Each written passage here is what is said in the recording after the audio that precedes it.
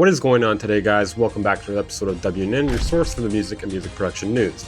Today we're going to be solely focused on the Ableton Move. The Ableton Move is our new tool for beat making on the go. As you can see here, it looks very similar to the Ableton Push. In fact, it looks like an Ableton Push if you just sawed it in half, which that might be how they made it. I don't know. It's not as fully functional as the Ableton Push 3, not even by a long shot.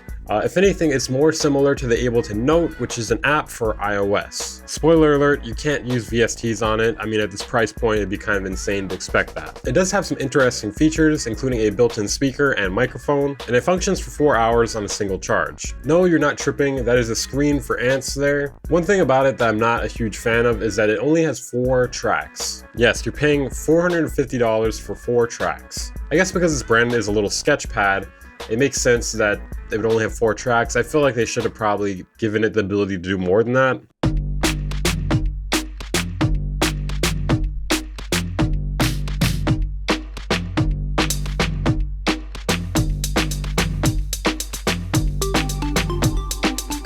Not the greatest demo there.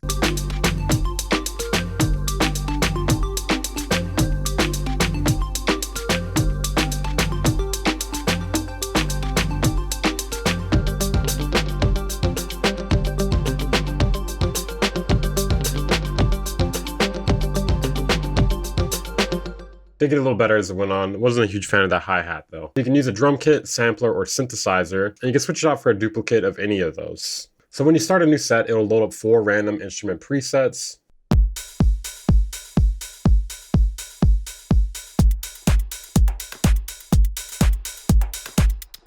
I do feel like this marketing campaign was rather underwhelming, especially when they didn't market the Ableton Push to this degree. They didn't have the whole mysterious, like, ooh, October 8th, etc. going on with the Push. And I kind of feel like the Push was a bit more groundbreaking than this. And I'm not saying I don't understand the appeal, because I do understand the appeal of this.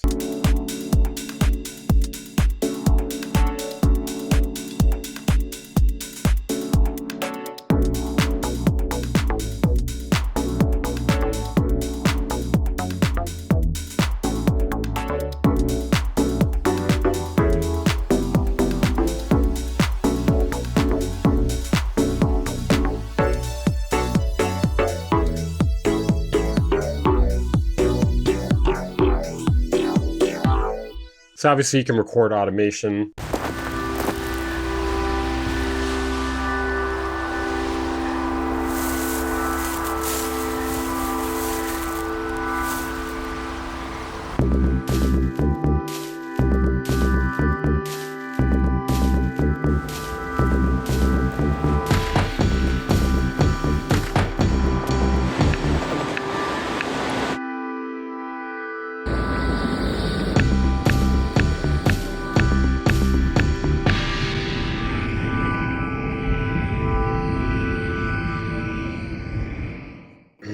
Not the greatest demo there. So obviously it has a built-in microphone, or you can plug in your phone or some sort of mic in order to record. So it comes with 1,500 samples, including sounds from Benny X, Decap, Eldre, Sound Oracle, and more. One of my biggest concerns when I see this is I wonder what the lighting is like when you're outside. From what I've heard, it has an OLED screen, so hopefully that'll help a bit. But it seems like it's pretty operational without looking at the screen. The screen is just going to be for details. So it's probably worth mentioning it has 32 pads with polyphonic aftertouch. Sadly, it's not MPE, but at this price point, it seems like a little bit much to expect. It has 9 encoders, built-in Wi-Fi audio in and out, and 64 gigabytes of storage. It is with an SD card, so I'm assuming you could swap it out for a bigger one if you would like to, but 64 gigs is pretty formidable for what this tool is. So it has a lot of connectivity features here. The Ableton Cloud, the Move Manager, Ableton Link.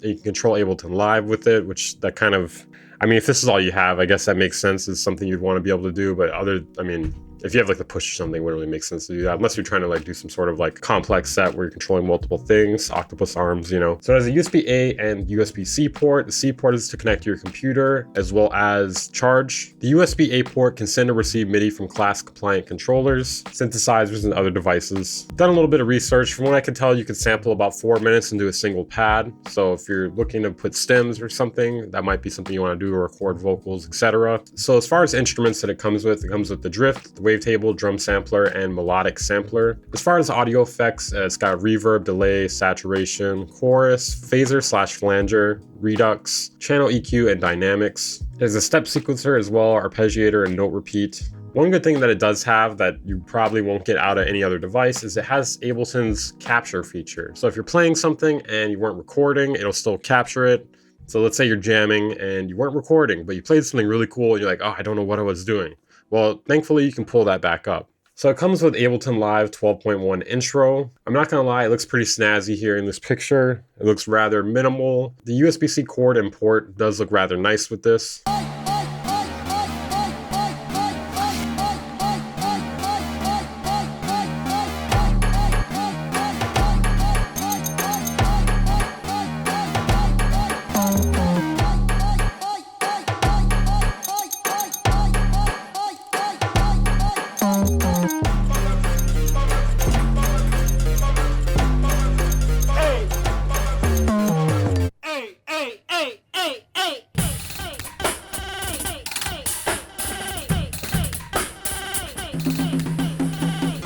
This guy is using this in some very strange ways. Let's use my thing that's meant to go on the move to record a drum set in my house. Don't get me wrong, I know they're showing the capabilities here. I just feel like this is probably not the way most people would use it.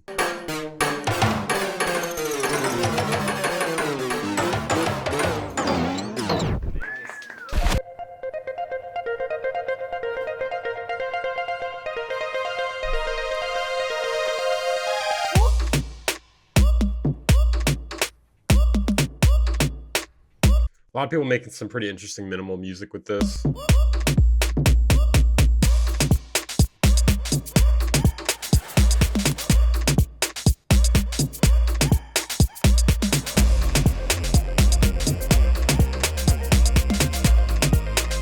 One thing that is really cool about this is Ableton's sounds are usually pretty good, at least decent. I would say pretty good and sometimes even amazing. And like for instance, this bass sound in this video here is fantastic. Está increíble. ¿Estás viendo este tamaño?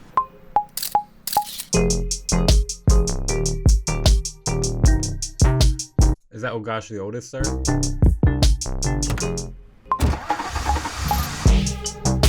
You know, if I didn't talk so much shit, maybe I could be in one of these videos. So what I get, man. This is what happens when you do that. Just saying. Don't do what I do, guys. Don't be a shill. Be a shill. Or just don't say anything at all. I'm not saying Leotis is a shill. I'm just saying if you're a shill or if you're just gonna not say anything critical, you're more likely to end up in a video like this.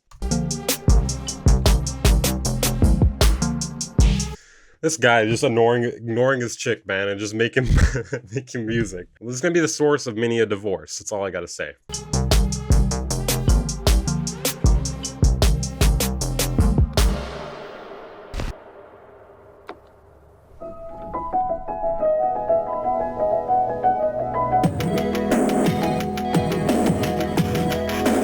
I have to say, a lot of the demos are pretty interesting here.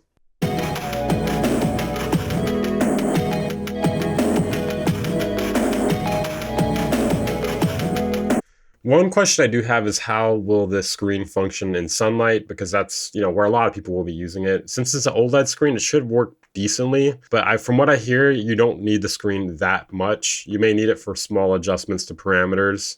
For instance, if you sample something, if you're gonna cut the beginning and end of it, stuff like that. Or if you're choosing different sounds, you wanna read what the sounds are.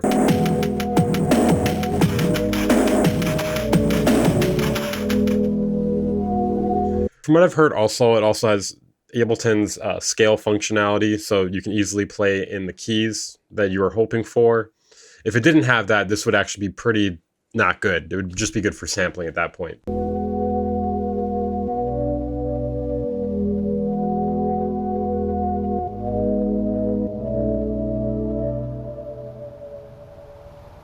I assume in the Ableton headquarters, they just have my face plastered on the wall somewhere. I would assume there's like an employee there that's just dedicated to make sure I don't get information about this thing. Which I don't think they've done a very good job with that, because for some reason there's been quite a few leaks. There was even pictures leaked in the last few days. I hadn't covered that because I've been busy not doing heroin. I've noticed there's a little bit of criticism under their videos. I mean, it's not a huge amount of backlash here, but I'm kind of curious, what is the criticism I'm gonna see in the comments here? Let's check that out. Can I do breakcore? Sure, Ned. I will wait for version 3 of this. Fair. That is very fair, because I'm assuming version 3 of this will be a lot better. There will probably be VSTs. I do agree with that. 449 euros for this track count, that is a big downside. Only 4 tracks, that's not amazing.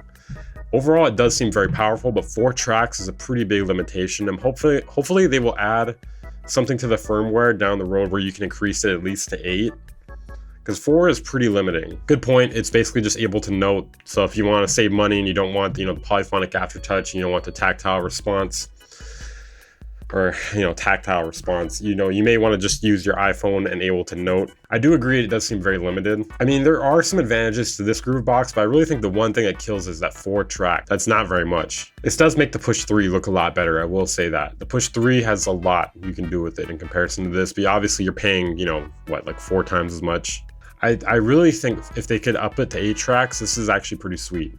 4 though, not amazing, but a lot of people say like, oh, limitation is the birth of creativity or whatever. Right, that's what I tell myself too. So a lot of people commented on the small screen, but it cuts a lot of the sample and effect names, so that is kind of an issue. You won't be able to read the effect and sample names very well because it's being truncated. It does seem like a fun device for beginners, I agree with that. Yeah, I really agree with this here. I'm trying to understand the design choice to make a portable device this large, but then not use that size for a large battery or a large screen. The battery is not terrible, 4 hours is okay. The screen though, it seems like they could have made it bigger. Maybe it was just like it would have cost too much to make it bigger at this point. I don't know. It is kind of the OPZ field TE never cared to make, essentially. Is this gear bad enough for a new episode? Yeah, I know Florian is already firing up his software. If it has operator, I'm sold. I don't think it has operator. It has wavetable and drift though. Wavetable and drift are comparable to operator. They're a bit different. It is kind of weird they didn't include operator though when it has, the processing power for it, I would assume. This is definitely an OP. I kind of feel like this is an OP1 killer, especially if they can increase it to 8 tracks. Okay guys, this has been my presentation on the Ableton Move. Let me know what you guys think about it down in the comments. The track count is a little concerning, but you can make do with what you have. It seems like people are making pretty good music with it, and I would rather use this than, Teenage Engineering's crap. If you enjoyed this video, consider giving a like on it. Subscribe if you're new here for content like this, almost on the daily. Check out my second channel if you haven't, it'll be linked down in the description. There's content there every single day, basically. If you want to support the channel and what I do here, consider joining my Patreon or becoming a channel member. For as low as $5 a month, you get access to exclusive content, outtakes, and other goodies. I'll see you guys next time.